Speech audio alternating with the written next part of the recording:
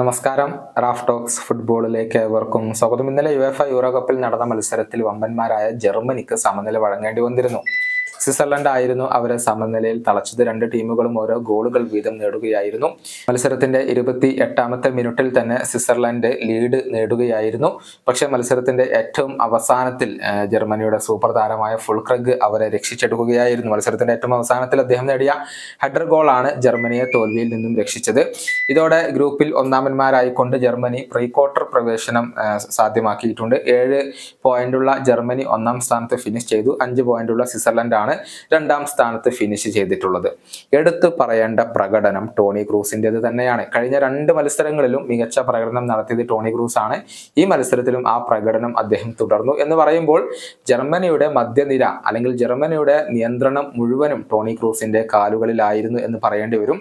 അദ്ദേഹത്തിന്റെ പ്രകടനത്തിന്റെ കണക്കുകൾ ഇങ്ങനെയാണ്. സോഫാ സ്കോർ അത് റിപ്പോർട്ട് ചെയ്തിട്ടുണ്ട്. 127 ടച്ചുകൾ, ഒരു ബിഗ് ചാൻസ് ക്രിയേറ്റ് ചെയ്തു, 4 കീ പാസുകൾ, 4 അക്യുറേറ്റ് ലോങ് ബോളുകൾ, അതുപോലെ തന്നെ 106 പാസുകളാണ് ആകെ നൽകിയത്. അതിൽ 98 പാസുകളും അക്യുറേറ്റ് ആയിരുന്നു.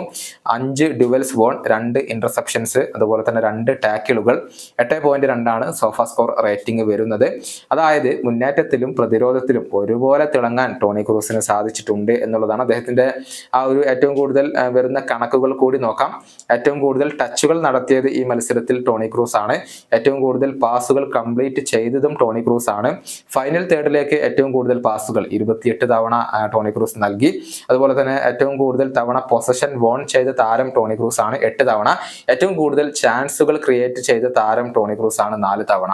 ഇങ്ങനെ എല്ലാ കണക്കുകളിലും ടോണി ക്രൂസ് തന്നെയാണ് മുന്നിട്ട് നിൽക്കുന്നത്. അദ്ദേഹത്തിന്റെ ആ ഒരു മടങ്ങി വരവ് ഈ ഒരു യൂറോ കപ്പിൽ ജർമ്മനിക്ക് വലിയ ഒരു മുതൽക്കൂട്ടാണ് എന്ന കാര്യത്തിൽ സംശയങ്ങൾ ഒന്നുമില്ല. പക്ഷേ ഈ യൂറോ കപ്പോട് കൂടി ഇപ്പോൾ പ്ലേയിങ് കരിയർ പൂർണ്ണമായും ടോണി ക്രൂസ് അവസാനിപ്പിക്കുകയാണ് എന്നത് ആരാധകർക്ക് വളരെ വലിയ നിരാശ നൽകുന്ന ഒരു കാര്യമാണ്. ഈ വീഡിയോയുടെ അവസാനിപ്പിക്കുന്നു. വീണ്ടും കാണാം.